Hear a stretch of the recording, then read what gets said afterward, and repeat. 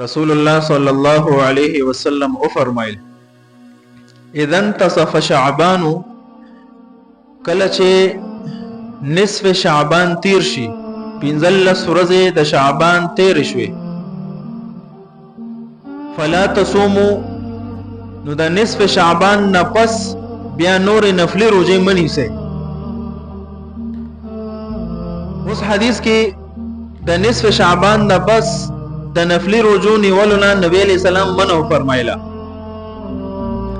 دې حدیث باندې مولا علی قاری رحمه الله کل تفسیر کړی دا چې دلته دا کوم نه نبی علیہ السلام فرمایلا چې تاسو د نصف شعبان نه پس نور نفلی روزه منی سه، دا نه تنزیهی ده.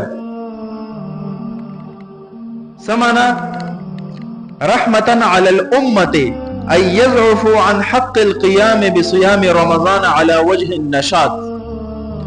نبی علیہ الصلوۃ والسلام په امت مسلمه باندې د اسانه او د شفقت په بنیاد او فرمایل چې تاسو د نصف شعبان نه پس نور نفلی روزه منی سه، ولی ځکه یو د فرض روزو والا میاش د رمضان را روانه ده.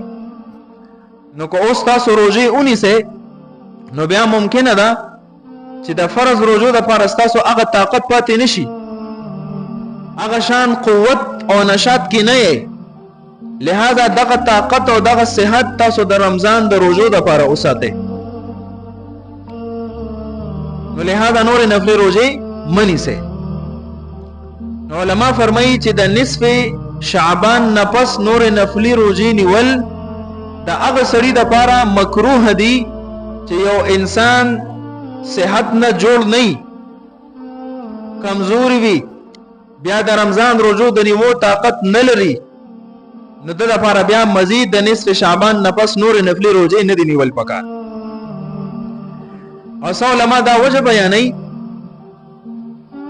چې دا د هغه سړي د لپاره مکروه دي چې د نصف شعبان نه مخکې خود نفلی روزه نه دی نیولې، او دا بیا د نصف شعبان نه پس روزو نفلی ته انخلي او بیا نفلی روزه نیسي، نو اوس د لپاره دغه نفلی روزه نیول مکروه دي. ورنه بخاری کې دی نبی علیہ الصلوۃ والسلام نه ثابت دي فانه كان يصوم شعبان كله، چې د نبی علیہ الصلوۃ والسلام عادت مبارک دا چې د رمضان نه پس اکثریت روزه د شعبان به هم نیولې.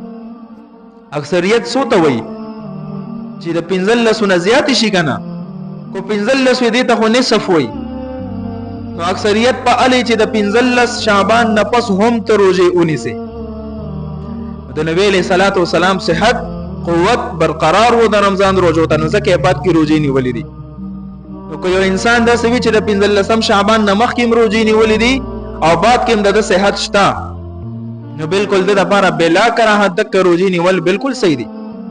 کراهت د هغه سړي د لپاره دی چې هغه صحت په اعتبار سره کمزور شي، نو امت باندې د شفقت په بنیاد نبی علیہ السلام او فرمایل چې مزید نفلی روزه منی سا او رمضان ته تیاری وکړه.